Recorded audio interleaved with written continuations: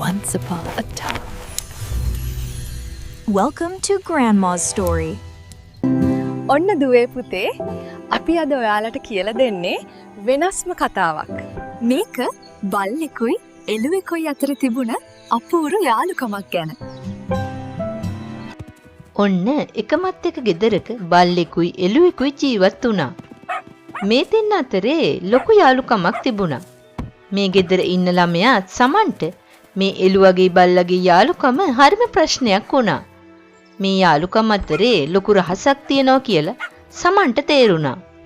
සමන් දවස් ගාණක්ම මේ දෙන්න අතරේ තියෙන මේ යාළුකම ගැන විපරම් කරගෙන හිටියා. මේ දෙන්න කුස්සියේ තමන්ට අදාළ නොවන තැන් වලට යනවා කියලා ටික දවසකින් සමන්ට වැටහුණා. කුස්සියේ එළවලු පලා තියෙන කොටසට එළුවා ගියොත් කෝකිය ගහලා පන්නලා දානවා. ඒත් මස් මාළු තියෙන කොටසට එළුවට යන්න පුළුවන්. නමුත් එළුවා ඒව කන්නේ නැහැනේ. බල්ලට මස් මාළු තියෙන කොටසට යන්න බෑ. කෝකිය බල්ලව ගහලා එලවනවා. නමුත් බල්ලට එළවලු පලා තියෙන කොටසට යන්න ප්‍රශ්නයක් නැහැ. මොකද බල්ලා එළවලු පලා කන්නේ නැහනේ. ඉතින් දිනපතාම එළුවා මස් මාළු අරගෙන බල්ලට ගෙනත් දෙනවා. බල්ලා එළවලු පලා අරගෙන එළුවට ගෙනත් දෙනවා.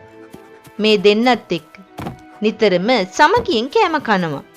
ඉතින් මෙන්න මේ විදිහට හැමදාම මේ දෙන්නම තමන්ගේ පටගින්න නිවා ගන්නවා. එළුවට එළවලු පලාත් ලැබෙනවා. බල්ලට මස් මාළුත් ලැබෙනවා. කොහොම හරි දෙන්නගෙම වැඩේ කෙරෙනවා. මේ දෙන්නගේ යාළුකමට හේතුව තමයි සහයෝගයෙන් සමගියෙන් කටයුතු කිරීම කියලා සමන්ට තේරුණා.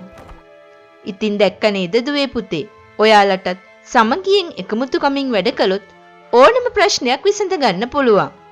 Thank you for watching Grandma's story. See you again with another magical tale.